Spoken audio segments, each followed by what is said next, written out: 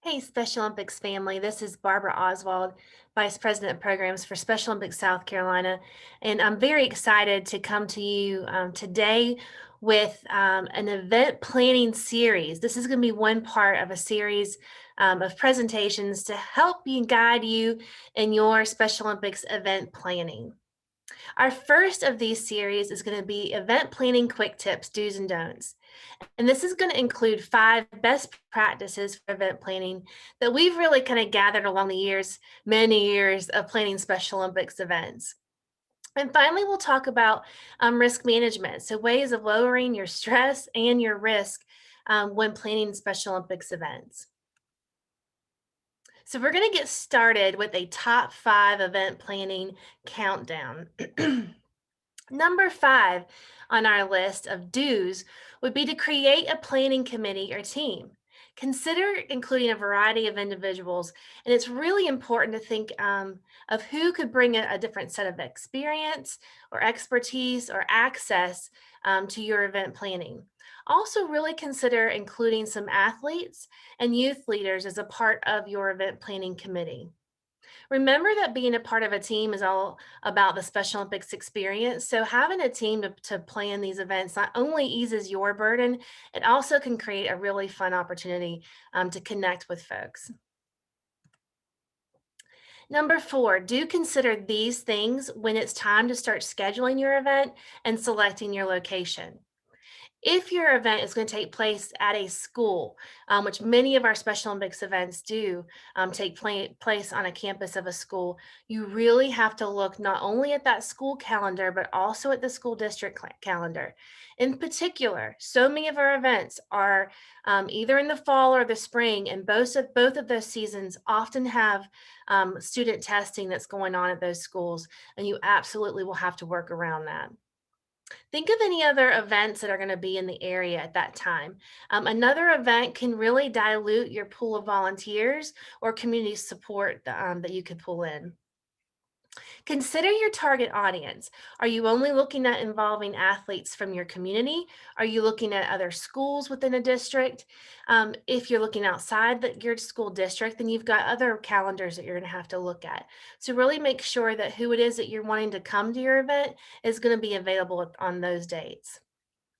Think about your venue space availability. It's real easy to start planning an event at your own campus or on your own and in your own community without having really clear to make sure that that venue is available. Think about location accessibility and safety. Not only are we looking at wheelchair accessibility, but also just safety in terms of how to get from the parking lot to the competition venue or how to get where you're going to have opening ceremonies to where people are going to actually be participating. Think through all those logistics because it's going to make your day of so much easier. Think of any costs associated with the venue. Oftentimes, if we are using a school on the weekend, for example, we have to incur some custodial costs associated with that event. It's really important to make sure that you stay on budget and that you know those costs up front. And of course, think of any transportation concerns. When you are planning an event, it might be worth considering a location that's not the furthest away from a lot of your participation pool. Number 3 on our countdown is to consider your resources. And we're not just talking about money here. We're really talking about those resources that come from individuals or groups who have time, talent, and maybe some expertise that could really help you along your way. Also, consider the groups who are seeking opportunities for experiences that something like a Special Olympics event can provide. Let's take a look at some examples.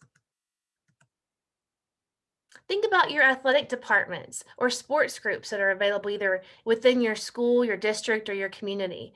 They already bring a great deal of sports expertise and competition knowledge to your event. Consider who you could use for medical coverage: school nurses, EMTs, doctors, trainers, all of those that can provide their own professional experience to ensure the safety and medical coverage for our athletes. Look at student groups that are within your schools, either the host school or neighboring schools, student councils, ROTC, teacher cadets, beta clubs. They all constantly provide great groups of volunteers and leaders for our events. Media classes and that type of program within a school can also provide a great opportunity for for getting presentations created or marketing campaigns to really bring in media and recruit volunteers. Obviously, community groups and churches are always great supporters of Special Olympics events, and it's great to engage them because they're looking for great ways to connect with their community and give back.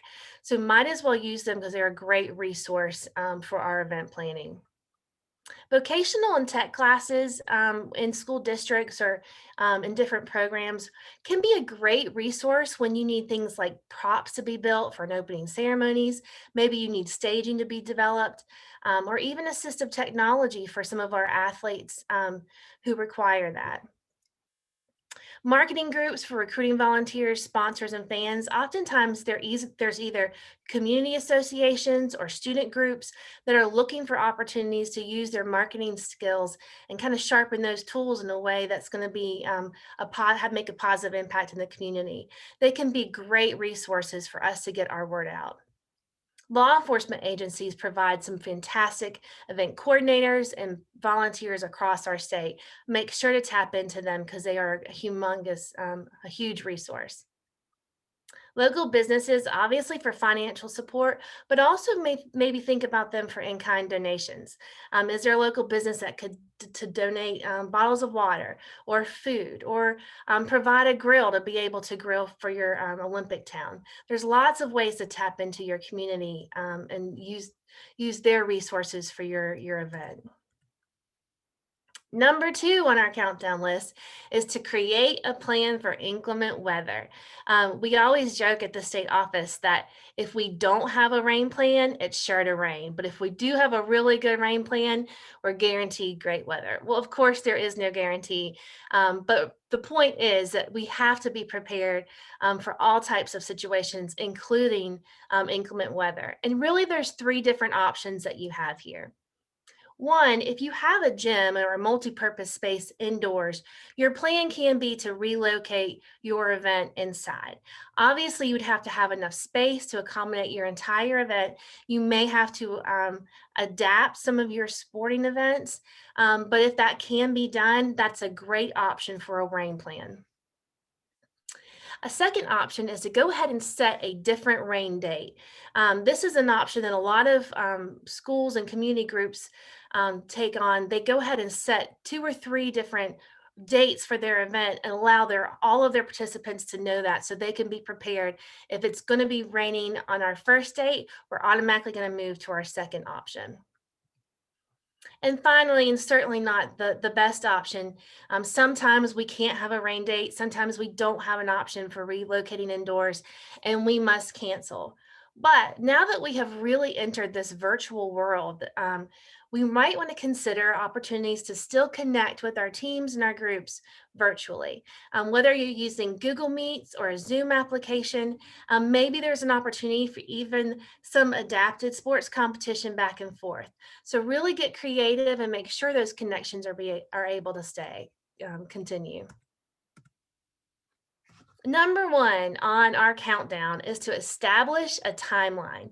Now, of course, this seems like a no-brainer, but I do want to talk to you a little bit about some strategies that we use at the state office when we're creating our timelines when planning one of our events. The first bullet here says that you start with your event date and you work backwards.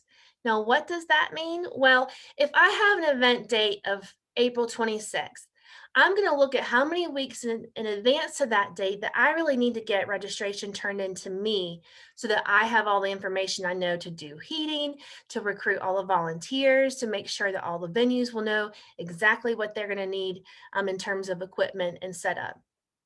Well, if I know I need registration 4 weeks out, then I can start also working backwards and think if I need registration on this date, how much earlier will our teachers or our coaches need to get their registration packet so that they have plenty of time to complete that information?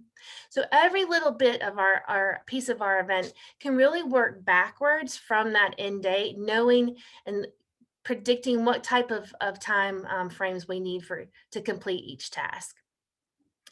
You're going to want to include regular but not excessive meetings with your team.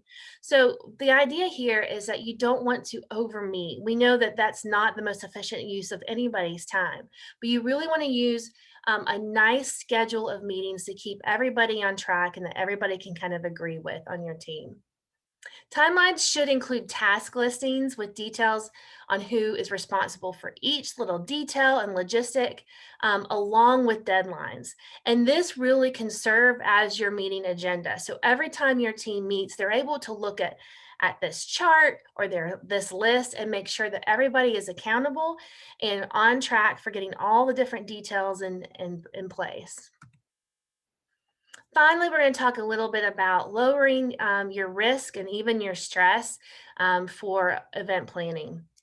One thing that's really important is that you don't sign contracts in the name of Special Olympics.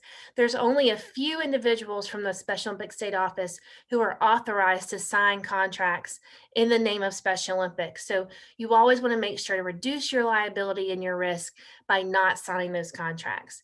When you do get a contract, you simply have to notify your area director or the Special Olympics State Office, and we can help guide you on what to do next.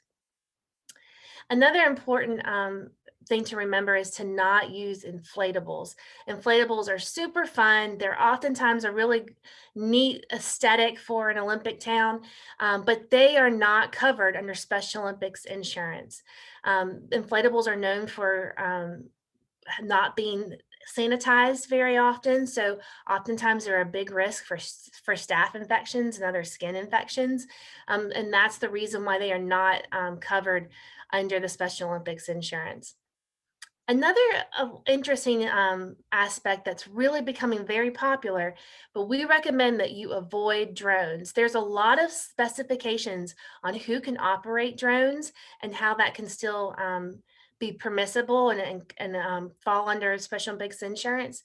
So, really, ultimately, unless your school has a drone operator that's licensed, it's best to avoid those situations. Be aware of overhead costs because they can sneak up, even if it's just a matter of buying t-shirts and things to sell at Olympic Town. If you're not careful, you could buy a slew of shirts and they don't sell, and now you're left with that loss in your finances. So be real careful of how much your overhead costs are adding up while you plan. Of course, ensure all athletes have medicals. That way, everyone is covered. We know the athletes are in their safest scenario possible with updated medication information, but also that ensures that those athletes are covered under Special Olympics insurance as well. Make sure you have permission to be in every aspect of the venue where you're going to be, which restrooms you have access to, which hallways, which fields. It's just real important to respect the facility that we're in and be mindful of where we're allowed to be. Also, be mindful of photograph restrictions for certain athletes or students. There is a photograph release built into the Special Mix athlete release form. However, on occasion, there's other students, even volunteers or athletes who we know through their schools, guidance counselors, social workers, that cannot be photographed by media who come out or other photographers.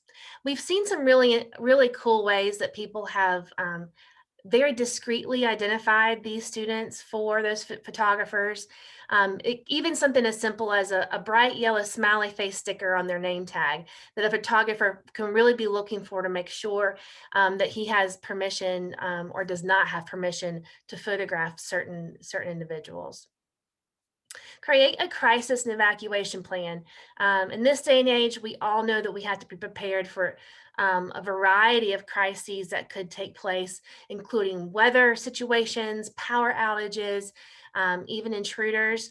All of those scenarios also apply to needing to be prepared at a Special Olympics event.